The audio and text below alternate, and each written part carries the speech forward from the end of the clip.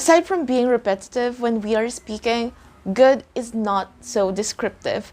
When we say good, somebody else or the person we're talking with doesn't exactly know how good something is or why is it good. This is Anne from Just Random English, and today we're gonna learn words and phrases that you can use to replace good.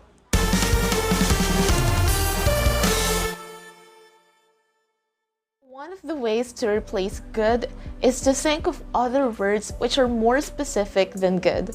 Every now and then when we're conversing in English, we receive questions which could be answerable by good. For example, how's the weather? Good. Or it's a good weather. But again, for us to be more descriptive, we can use other words such as calm. The weather is calm. It's nice and sunny. The weather is fair. It's fine. It's gorgeous. It's crystal clear. When you say it's crystal clear, that means the sky is blue and there's not much clouds. It's crystal clear. It's crystal clear. Another instance when you might say good is when you're in a restaurant or when you're eating food. You might get asked to describe food that you're eating. Other words that you can use to describe food is it's appetizing. It's delectable. Now, this is common for the Filipinos. It's mouth-watering. It's mouth-watering. When you're eating fruit or vegetable or a dish which main ingredient is fruit or vegetable, you may say, this is fresh. It's flavorful. You may also say, it's heavenly. But sometimes we really mean to say that it's just good. Another one that we can use is, it's all right. If it's freshly caught, it's heavenly. Frozen and then dipped into a light soy sauce, it's heavenly. Oh, it's heavenly. It's heavenly. When we're describing a person who's talented, we sometimes say, you're good, right? But sometimes we can say, you're skillful, you're gifted, that person is brilliant. Or we can say, wow, she's capable. When I was having one-on-one classes with my students in the past, I used to ask them, how's your day? Again, we can be more descriptive here. If you've done a lot of things on that day, you may say, it's busy, it's a busy day, or it's tiring, it's exhausting. That's a bigger word. If you've done a lot of fun things that day, you may say, it's fun, or it's exciting. Sometimes students do not just mean to say good, they mean to say a higher level word than that. So you may say, it's great, it's amazing, it's fantastic. It's amazing, it's fantastic, and it's really... It's fantastic. It's fantastic and exciting. Now for teachers, and I know there are subscribers, there are viewers who are teachers or soon-to-be teachers.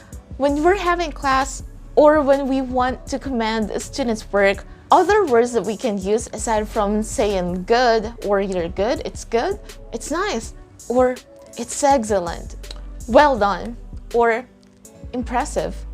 That's an impressive work. You may also say your work is superb or your answer is superb. Other words that you can use to describe your student's work is marvelous, it's fascinating, it's beautiful. Quick pronunciation lesson. I'd like you to learn how to correctly say the word beautiful. Again, it's beautiful, full and not fool. The letter U in F-U-L is a schwa, so you don't say fool, instead you say full, full. And focus on T-I, so it's not, I don't say T, I don't say beautiful. You can just faintly hear T here. Listen closely, beauty, beauty, beautiful. When you want to say good job, you may also say, I'm impressed, I'm impressed. Wonderful, wonderful. Or, you know what?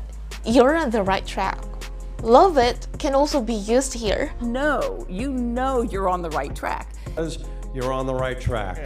When you want to describe a person who has a good character, you may say, he or she is admirable. She's admirable or he's admirable. Or he has a pleasing character. He's nice. And he's just so admirable. He's a very good person, a very admirable person. Another thing that we might describe is a book. So instead of saying it's a good book, we may say, you know, this book is thrilling. It's thrilling. If you don't want to use thrilling, you may say it's exciting. It's full of surprises. This book is well written. Another quick pronunciation lesson. Listen how I say this word. It's written. Written. So it's not written. Written is fine, especially if what you're learning is British English, but in American English, that word is pronounced as written. Written. Repeat after me. Written. Yeah, this is an amazing book. It's extremely well written. It's such a fantastic book. It's very well written. First, this is a great book, a great read, very well written. These two books are powerful. Again, these two books are powerful. This is thought-provoking. It's thought-provoking. This is a very thought-provoking book on how the... this is a wonderful, thought-provoking book. Let's say you've attended an event and your friend organized it.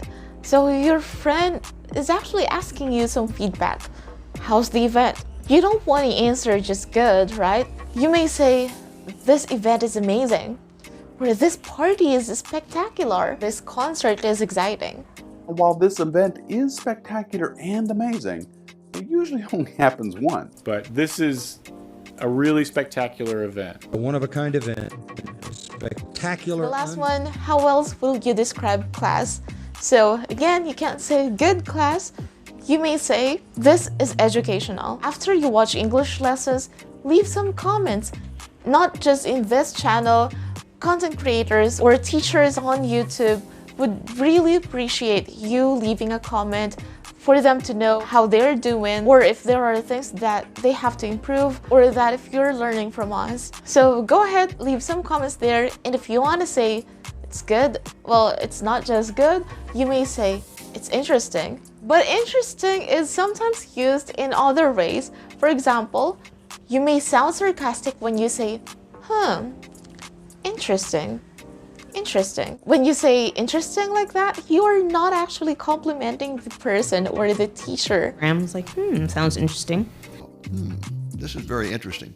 Say interesting. This class is interesting. My God, it's interesting. Yeah. If you've learned some life lessons from it, you may say, this lesson is inspiring.